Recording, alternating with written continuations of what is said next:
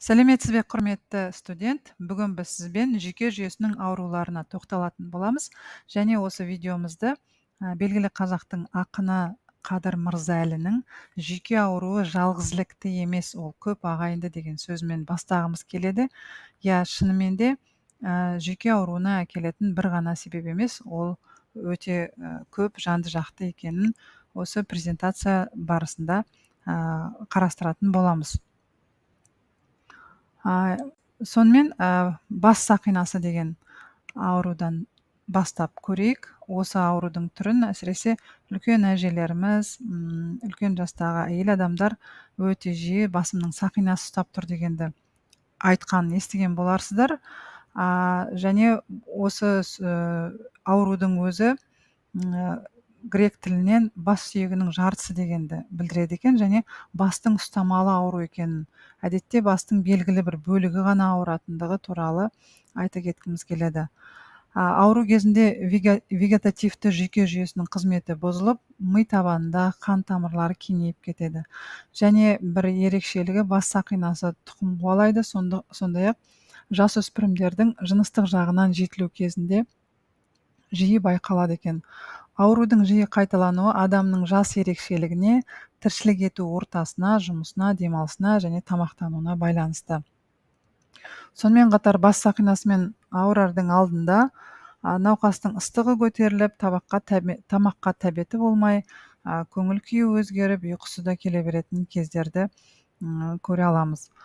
Ауру қозған сәтте қол аяғы мұздап, адам ішкен тамағын құсады, және аурудың ұзақтығы 2-3 күнге дейін жалғасып, 2-3 күн болып, одан да көп күнге жалғасуы мүмкін екен.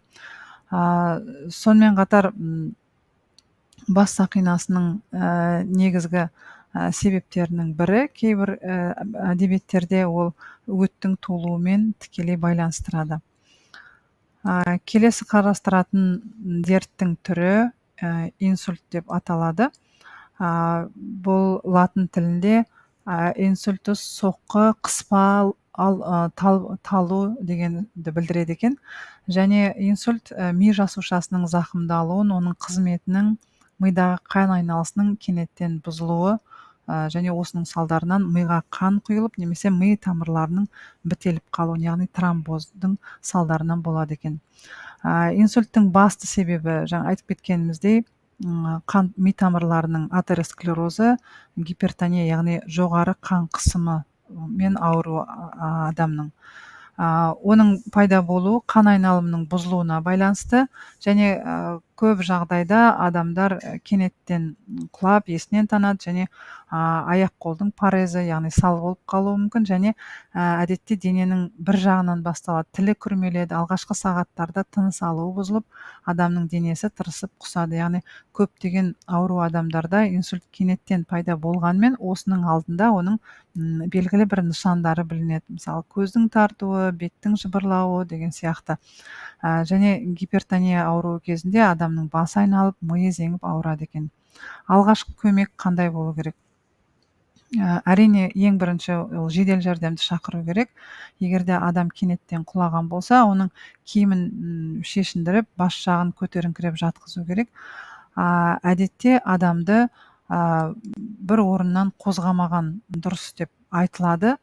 Себебі ары-бері адамды қозғаған сәтте оның қан қысымы одан сайын жоғарылап, немесе адамның денсаулығына біз керісінше теріс әсер етуіміз мүмкін. Сондықтан да қай жерде құласа, алғашқы көмек келгенше сол жерден қозғамауға тырысу керек. Әрине, басын көтеріңкіреп, бір жағына қарай мойнын бұрып, егерде жаңағы тыныс ала алмай жатса, немесе жаңағы бет-аузы көгеріп, тыныс алу жолдарының мүлдем адамның демі біткендігін көрсететін болса, онда алғашқы көмекті, яғни жүрегіне массаж жасау, тыныс беру сияқты алғашқы көмекті көрсетуге тура келеді. Және инсульттің алдын біз қалай аламыз? Әдетте күнделікті өмірде құнарлы тамақ ішу, майлы, тұзды, ащы тамақтардан бас тарту, сондай-ақ артық салмақтан арылу, немесе жаңағы егерде мүмкіндік болса, артық салмақ қоспауға тырысу. зиянды әдеттерден аулақ болу, яғни ішімдік ішпеу, темекі тартпау деген сияқты. Сонымен қатар дене және ой еңбегін қатар пайдалану өте маңызды. Дұрыс демалу, дұрыс ұйықтау, уақытында ұйықтауға дағдылану, сонымен қатар өмірде кездесетін қиындықтарда өзіңізді дұрыс ұстай білу, мәселені дұрыс шешуге үйрену және күйгелек болмау деген сияқты кеңестерді бергіміз келеді. Келесі аурудың түрі ол қазақтар қояншық деп атайды. Медицинадағы атауы эпилепсия. Яғни шап беріп, грек тілінде шап беріп ұстаймын, шабуыл жасаймын дегенді білдіреді екен. Қояншық жиі кездесетін ұстамалы аурулардың бір түрі және эпилепсияны белгілеріне қарай ұзақ уақыт идиопатикалық және симптоматикалық деп бөлген. Эпилепсия туралы алғашқы деректер Гиппократтың еңбектерінде жазылған және оны қасиетті ауру деген атпен атап, әртүрлі себептермен туындайтын бас миының ауру деп айтқан екен. Әбу Али ибн Сина ұстамалы аурудың клиникалық көріністері мен емін толық сипаттап жазып кеткен. Себептері туралы айтатын болсақ, нақты осындай белгілі бір себептер деп айтуға келмейді, айта алмаймыз, себебі әлі толық анықталмаған. Көбінесе сәби құрсақта жатқанда не туылғаннан кейін миында ісік болуынан, ми шайқалғаннан немесе қабынуынан, мидың әртүрлі ауруларынан, тағы басқа жағдайлардан болады деп аталып өтеді әдебиеттерде. Сондай-ақ әке-шешесі баланың маскүнем болса, олардың балаларының эпилепсияға шалдығу мүмкіндігі жоғары. Және бұл ауру тұқым қуалайды. Эпилепсия негізінде 10-15 жастарда жас кезінде байқалады екен. Белгілері, эпилепсия белгілі бір мерзімде қайталанып, науқас есінен танады, кейде тұнжырап, мінезі өзгеріп, ой қабілеті төмендейді. Ауру ұстар алдында адамның басы ауырып, мең-зең болады, қолы дірілдеп, көзі қарауытып және бір жерде шыр айналып, айқайлап, есінен танып құлайды екен. Аузынан көбік ағады және басын соғып тілін шайнайды және осының барлығы ол адам есін жиған кезде біреуінде есіне түсіре алмайды. Сондықтан бұл бірнеше секундтан кейін жаңағы бірнеше секундқа ғана созылатын талма деп айтуға болады. Бұдан кейін науқас адам біразға дейін есін жия алмай ұйықтап кетеді екен. Оянғанда не істеп не қойғанын білмейді және кейде ауру жеңіл ұстап селкілдемей-ақ есінен танып құлайды. Эпилепсияның қайталап ұстауы көбінесе ешбір себепсіз болады және көбінесе қатты шаршағанда, бір нәрсеге ашуланғанда байқалады екен. Эпилепсияның бұлай талып құлайтын түрі ғана емес, басқа да ұзақ ұстайтын түрі болады. Мұндай кезде науқас адам селкілдемейді, құламайды, бірақ психикалық әрекеттері өзгеріп, мінез құлқы бұзылады. Науқас тұнжырап, айналасында болып жатқан жағдайға көңіл бөлмей, өзіне қойылған сұрақтарға дұрыс жауап бермейді екен. Және аурудың көз алдына неше түрлі зат елестейді, дыбыс естіледі, әр жерден бірдеңе іздеп әуреге түседі екен. Қасындағы адамға ретсіз тиісіп, ұрсып, үйден шығып кетуі де мүмкін. Кейде өзін-өзі жұлып, бетін тырнап, қолына түскен затты сындырып, айғайлап, жылап, күйзелетін кездері де болады. Яғни ұстама біткеннен кейін осы істегендердің біреуінде есіне түсіре алмайды екен.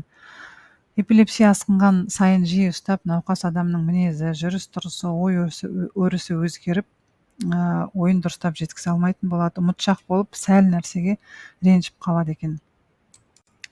Және осы фотода көріп отырғандарыңыздай кез келген жерде, кез келген уақытта құлап қалу мүмкіндігі зор. Сондықтан да бұндай аурумен науқастанатын адамдардың қасында үнемі бір адамның болғаны немесе үнемі басқа көпшіліктің көз алдында жүргені дұрыс болады. Эпилепсияның емі аурудың түрі, себебі және ағымына қарай тағайындалады. Аурудың белгісі біліне салысымен емдеуді ерте бастаған тиімді. Ең алдымен эпилепсияға не себеп болғанын анықтау керек. Ауру ұстаған кезде оны тарқататын препараттармен қатар науқастың организмін әлдендіріп, иммунитетін көтеретін дәрі-дәрмек беру керек. Ауру адамға дұрыс тамақтану, мезгілімен ұйықтау, диета сақтау, отбасындағы және еңбек ұжымындағы жағымды жайлардың маңызы өте зор. Алғашқы көмекті қалай жасаймыз? Эпилепсия кезінде адам ештеңені саналы ұқпайды, түсінбейді, сезбейді. сондықтан оның қимыл қозғалысы да бейберекет болады. Ең алдымен сабыр сақтап, құрысулық қозғалыстарды жеңуге тырыспай, адамды жақсы жайлы жатқызуға тырысу керек. Зардап шегушіні тегіс жерге жатқызып, басының астына әлде бір жұмсақ зат, егер көшеде болса киім қойыңыз және көйлегінің түймесін ағытып, қысып тұрған киімді шешу керек. Егер ұстамау өткен тұс қауіпті болса, мысалы судың маңы, от немесе үшкір бір бұрыш болса, онда науқасты еш жерге қозғамай, бір бүйіріне ғана бұрып жатқызу керек. Және тілмен түкірік тыныс алу кедергі келтірмейтіндей жаңағы басын жайлап қою керек, бұру керек екен. Егер құсу белгісі байқалса, ауру адамның бар денесін абайлап бір жағына бұру керек. Қарысқан тістерін күштеп ажыратуға болмайды. Жаңағы ұстамадан соң адамның санасы бұлыңғыр күйде болады, организм әлсірейді және жапа шегуші не істеу керектігін білмейді. Адам өз қалпына 5 минуттан жарты сағатқа дейінгі мерзімде келеді. Егер ұстама 5 минуттан астам уақытқа созылса, тыныс алуы нашар қалпына келсе, онда елеулі жарақат болса, медициналық көмекті жедел шақыру керек. Қорытындылай айтқанда, бұл алдыңғы слайдтарда айтылып кеткен аурудың түрлерінің қайсысы болмасын оңай емес. Қайсысы болмасын, қай кезде болмасын ауруды жоғалтып алу мүмкіндігі жоғары. Сондықтан да алғашқы көмекті бірден шақырып, жедел жәрдемді шақырып, алғашқы көмекті көрсете білу, сапалы түрде, саналы түрде көрсете білу өте маңызды. Сондықтан әрбір адамға ол міндетті түрде медицина маманы болу маңызды емес. Әрбір адам алғашқы көмекті көрсете алуды үйрену қажет деген ойдамыз. Және осы видеоны қазақтың нақыл сөзі науқасы қозғаннан қорықпа, жүйкесі тозғаннан қорық деген сөзбен аяқтамақшымыз. Өздеріңізді күтіп, ағзаларыңызды, жүйке жүйелеріңізді, жалпы денсаулықтарыңызды күту сапалы, саналы, ұзақ өмірдің кепілі болатындығын ескерте кеткіміз келеді. Назар аударып тыңдағандарыңызға рахмет.